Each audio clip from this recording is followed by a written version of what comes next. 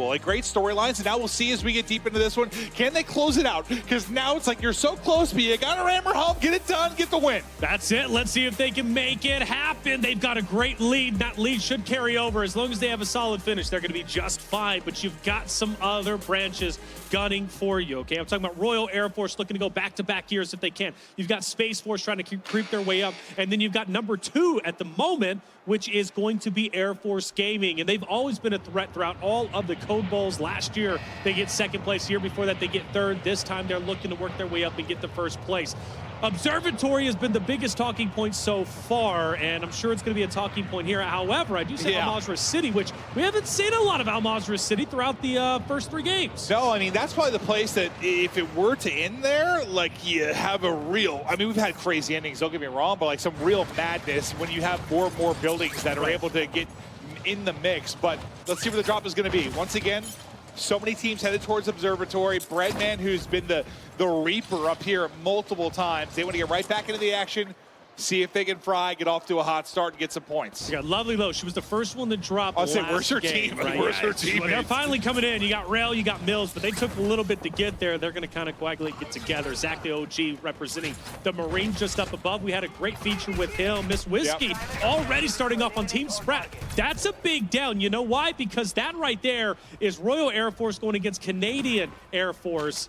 2 teams looking to take first today. Yeah, I mean, we'll have to keep an eye on that. Like, when it comes to the eliminations for these squads that are really in the fight, you think of like the top 2 or 3 positions. Granted, I know it's kind of tight across the board, but the lead's starting to build a little bit for our number 1 squad. Now, Swagg. Swaggalicious. What can we find as we're looking to get a little bit of loot here early? His teammates separated from him a bit. He's trying to get a live mark on one player, bottom of main here. Yeah. Top Observatory. Top Observatory. Which, now, I don't know if you've noticed, kill feed hasn't lit up as much. This has been a very, very slow game. The first 3 games, well, game 1 wasn't as fast. Game 2, game 3, very, very fast. Game 4, everybody understands the weight of this final game. They want to get do as well as they possibly can, because once you're out, you're done. This is all you got. Well, typically it's like a mix, right? Like, you have teams that are in a pretty good position that are playing it relatively safe. Then you have teams that like have to just have a wild one, right? Like, you have to send it. But you were right. The kill feed was a little bit slower, which makes me think maybe one of the teams that has been dropping top Observatory doesn't need to be as risky, didn't drop there, is probably my guess. I'm trying to think. There's been a lot of teams Tactical up there. Brit. I don't know if Tactical Brit was up there. Tactical Brit usually is the aggressor at It looked like less people up there. Right. Tactical Brit usually goes up there. So, you know, changing things up whenever it comes to map number 4, that's definitely a way to go about it. Jaffa known as well as Maddie, Royal Air Force here. And they were the winners of game number 1. They're looking to do it again in game 4. And they have to. Royal Canadian Air Force currently has like a 16-point lead. That's a big game. Yes and no, because you think about the fact you have 2 teams. Like, it can disappear pretty quickly. That's true. It's possible. You have a pretty lowly effort on one side of it. You have a pop-off moment for 1 or 2 other teams. Yep. That can shift on its head pretty quick, but we'll get to know the picture faster and faster as we get deeper into this first drop. But yeah, this might be the first we've seen of Almaz. I mean, we just haven't really hopped over here at all. That's right. But Natasha in the lead, looking for vision here from top downtown. Right, winner from last game. She was one of the players popping off. Alongside that, a get picked as well as Libram. And they had just, I know she had 5. Libram had 4, and then get picked. I didn't get to see his perspective, but he had quite a few himself. But whenever it comes down to the multiplier, that's one of the big things, right? Because you get that 2x multiplier if you win. And that's such a big talking point. And it was a huge talking point after game 2, where Navy got first and second. You're talking about a 2x multiplier and I believe a 1.x multiplier, right, respectively. And if you get, like, let's say 10 kills, you're already getting now 20 points, and vice versa, right? You continue to add it from there. Without diving too deep into it, the better the place, the more your 1 kill is worth. That's right. You get the multiplier on top of that. For your team's totals, you get more and more points. So it's like if you are a player or a team, you want to find a balance of, like, getting a deep finish and picking up some kills. In my eyes, typically what it boils down to is get to the late game. Because you don't usually get to the late game or win a game unless you are getting kills. That's right. The kills will come. Yeah. I don't think you have to force the issue too much. just in my eyes. Get to the late game. Well, and you look at, like, for example, this format, kind of reminiscent of that of World Series of Warzone, right? We've seen so many times a team get first place but not get the most points. And Natasha does drop. So that's going to be a big talking point and a big hit potentially. And Aydan finally gets a bit busy along with Diazbiffle over there in the kill feed. Great high ground get picked. We're looking to take down Benny Central and his crew. Well, it said Natasha was able to self-res, so she's back up. I'm guessing she got sniped or streaked by Teep. I didn't see which it was, but there's Teep in the mid-street, so she's going to be calming that. They're starting to swarm around. You have the high ground here. She's probably going to be like, get picked. We got to focus more on what's below us, or we're just going to team shot this player because he is flesh, and you're almost able to get the kill. Not quite. Ooh, C.O.D.E is separated from Ems. Ems still has to cross that desolate land just between the two buildings. Oh, their teammate got out and got up. But to get out, you got the high ground from Natasha, and you don't want to give that up. And Teep is going to absolutely be a huge threat along with Baby Chaps and his crew. So something to keep at least note of. Miss Whiskey does drop the ALB. Miss Whiskey being one of the only female service members competing today, and also on the team that's currently leading in first place. I love this, by the way. They sort of they know there's two teams there. They just sort of opt to rotate. I mean, why not? You're in first place. Just get to that late game, play it smart. Let these two teams fight each other. Yeah. Let Teep Squad and Benny Central, let them battle it out. You don't need the kills. Think about rotation, or think about just holding them in, too, which you're going to have an opportunity to do. Yeah, I think get them off the rotation. I mean, you do see, though, the gas is going to be on the outskirts.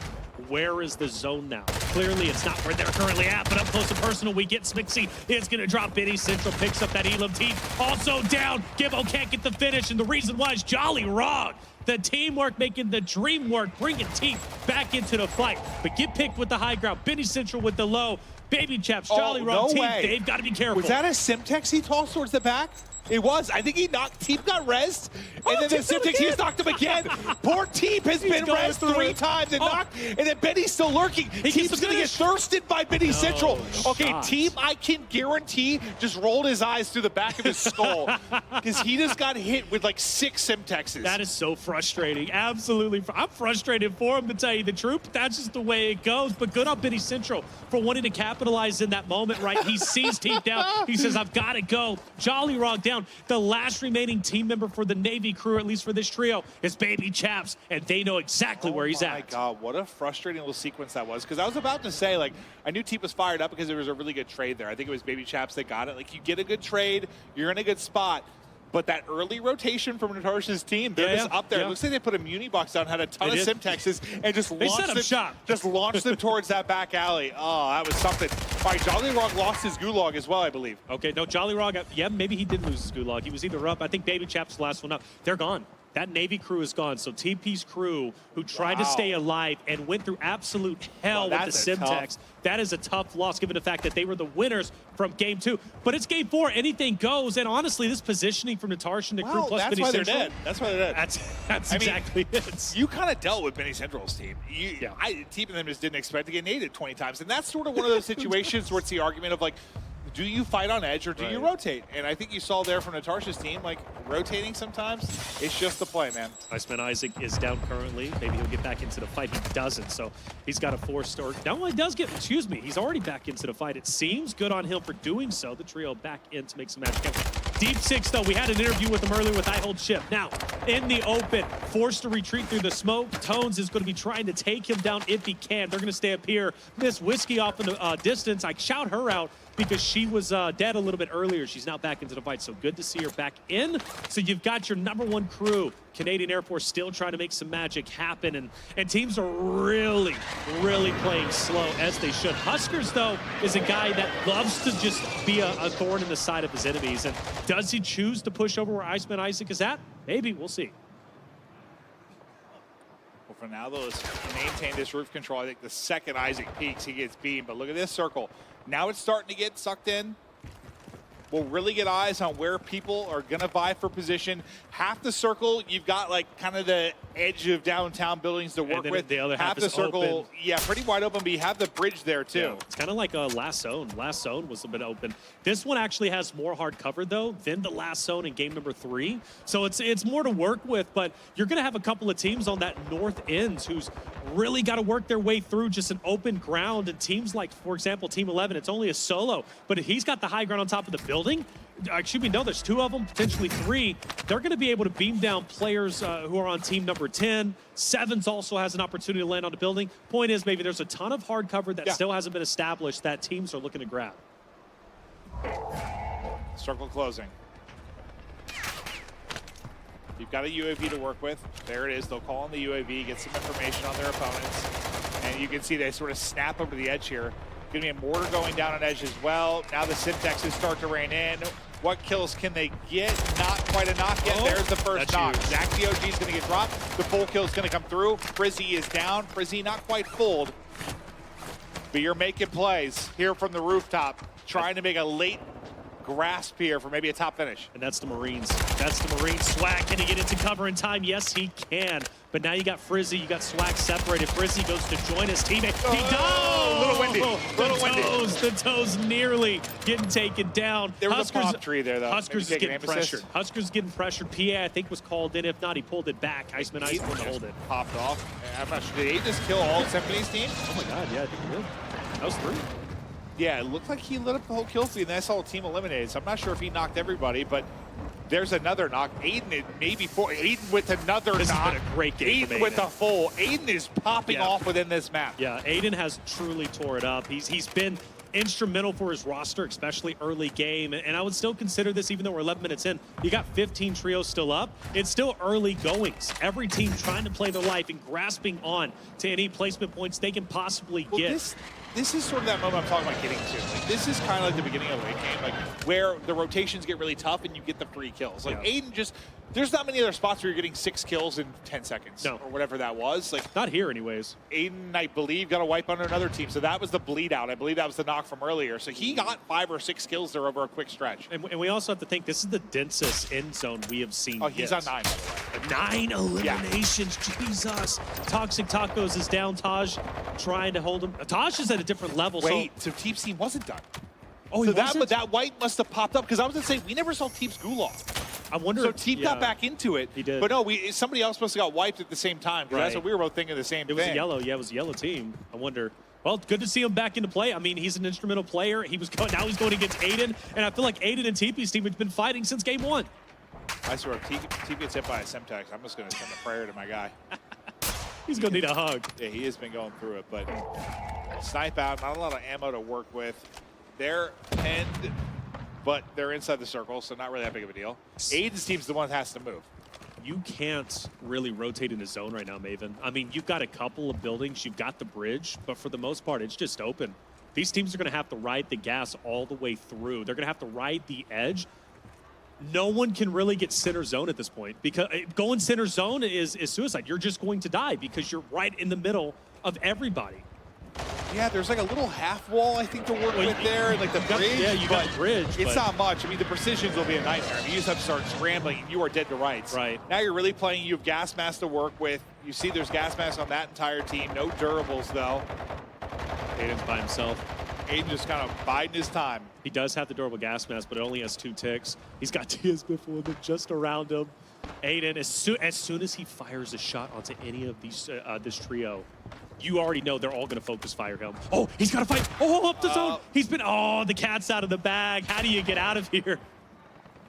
They're pushing him too. They're pushing the movements on point though. One knock through. The trade comes in. It's Biffle. It's able to take him down. Yeah. The res comes in. Now they're all going to get up and they're going to try and rotate in. 10 teams left, 17 spot or players remaining. And the bridge seeing so much activity as I figured it would, because it's really the only high ground in this dense zone. Biffle's going to rock the edge. Now there's a player prone just above him. Actually, I think that's his own teammate. No, it's not. So he's going to run straight into one. There it is, Earthwide. He gets the angle he needed. Easy shots now into Spinaman, who's sitting there, not even moving. Down to 5 trios. This is the end game. I think Huskerrs was able to eliminate Teep's team on the edge. He's rotating by himself right over to Javasa, Biffle, and J-Pounds. He's going to wrap right in behind them. He's kind of mirroring what they're doing. Do they pick this up? If they don't, he might be really annoying in this situation. Yeah. I mean, he might be able to thirst one. I don't know what he can really do here. Wait, no, they're pushing at the same time. Swagg's actually flying in. He's going to drop. Did Wait, did Huskerrs somehow get away? Brother, from me? so oh, he did. Something to take note of. This is Air Force. Air Force Gaming was in second place trying to take over the Canadian Air Force. Right now, this is the best game that we are seeing. No Canadian way. Air Force starting No to way. get Huskerrs. No way. He demands get one. He gets two. The finish is the Diazbiffle, the last hope for the Air Force. Biffle versus Huskerrs. 1 versus 1. This would be a 1v3. The hipfire is in. Huskerrs gets the W. A 1v3 in our final drop. An absolute beast effort there from Huskerrs at the tail end of that one. Incredible, and that is Space Force, another team in contention to try and dethrone the Royal Canadian Air Force, who is in first place. And you noticed, I didn't see any of them in the end game for this final game, which means there is an opportunity for Air Force, Space Force, especially with Huskerrs representing Space Force,